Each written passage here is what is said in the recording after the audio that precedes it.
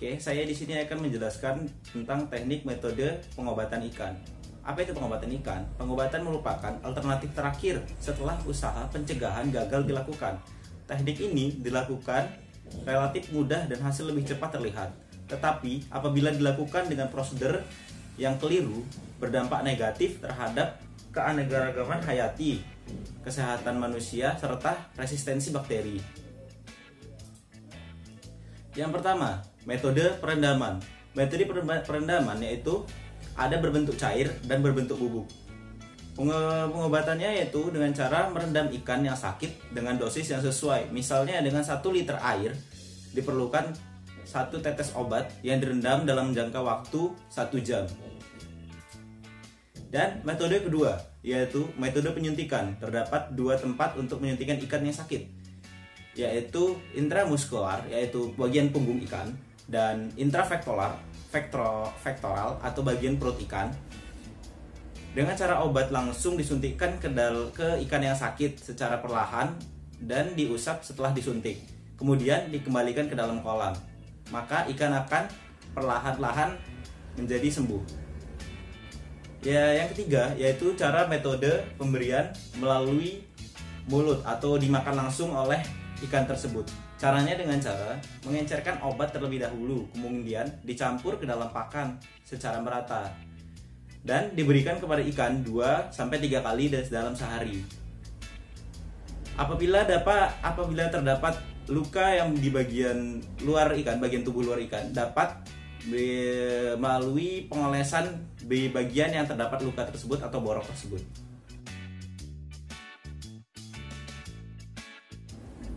Oke, saya di sini akan menjelaskan tentang cara memperbanyak probiotik. Tapi yang pertama, kita harus mengetahui apa itu probiotik.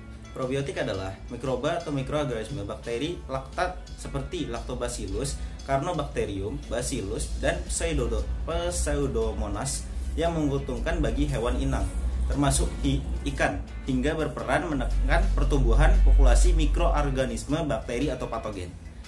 Adapun fungsi probiotik adalah menguraikan sisa makan senyawa organik dari pakan terlarut dan kotoran ikan, serta menekan pertumbuhan bakteri jahat. Cara memperbanyak probiotik yang saya ketahui ada 2, yaitu menggunakan probiotik dan gula, dan molase dan E4. Cara pertama, menggunakan probiotik dan gula. Probiotik dan gula disediakan probiotik 40 ml dan gula 50 ml.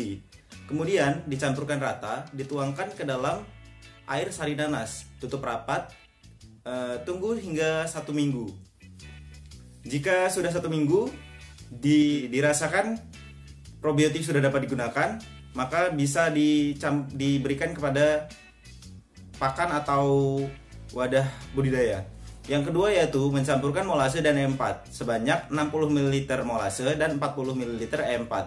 Dituangkan ke dalam 1,9 liter air, tutup rapat, simpan selama 1 minggu.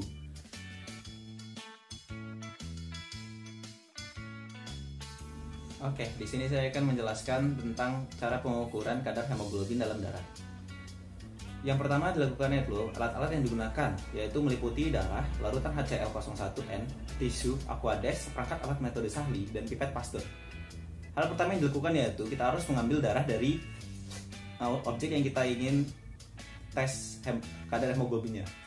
Yang kedua itu pengukuran Hb atau hemoglobin dapat dilakukan dengan metode Sahli yang mengkonversikan darah ke dalam bentuk asam hematin. Setelah darah ditambah dengan asam klorida dan bereaksi dengan asam klorida tersebut, prosedur pengukuran kadar hemoglobin. 1. Darah diisap dengan pipet Sahli sampai skala 20 mm atau pada skala 0,2 ml. Bersihkan ujung pipet dengan kertas tisu. 2. Darah dipindahkan dalam pipet ke dalam tabung Hb meter yang telah diisi HCl01N sampai skala 10. Aduk selama 3-5 menit. 3. Ditambahkan Aquades sampai warna darah dan HCl tersebut seperti warna larutan standar yang ada dalam Hb meter tersebut. 4.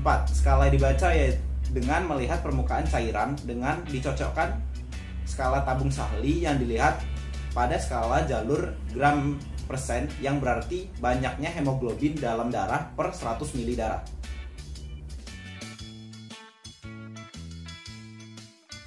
Oke, kembali lagi dengan saya. Saya di sini akan menjelaskan cara menghitung total leukosit dalam darah atau sel darah putih. Untuk perhitungan leukosit digunakan darah larutan Thurk, hemositometer, tipe no-bearer, pensil gambar, pesen warna. Prosedur perhitungan sel darah putih.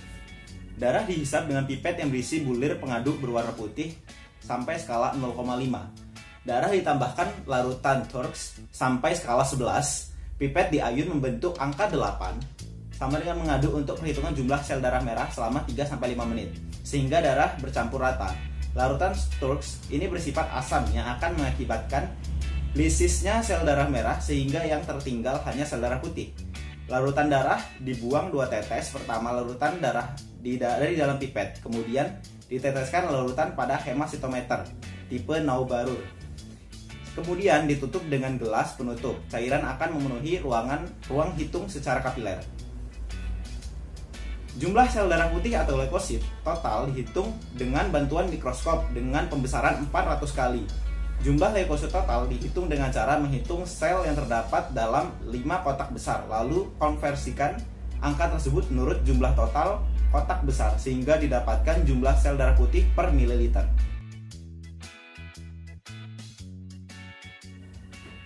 Oke, saya akan menjelaskan pengujian bahan pencemar air. Dan sini saya akan mengutip dari jurnal yang berjudul Analisis Kualitas Air Pasanggrahan Desa Rawadenok, Kelurahan Rangkepan, Jaya Baru, Kecamatan Mas, Kota Depok.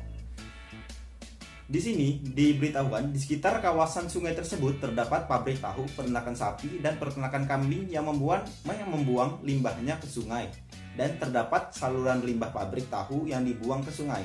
Pengolahan data pada penelitian ini dengan uji parameter kimia, BOD, COD, dan DO di laboratorium Balai Besar Kimia dan Kemasan (BKK). Pengujian bahan pencemar air yang dengan alat dan bahan 2 botol kosong berukuran 1,5 liter, lakban hitam, es batu, termos air atau nasi seukuran 7 liter.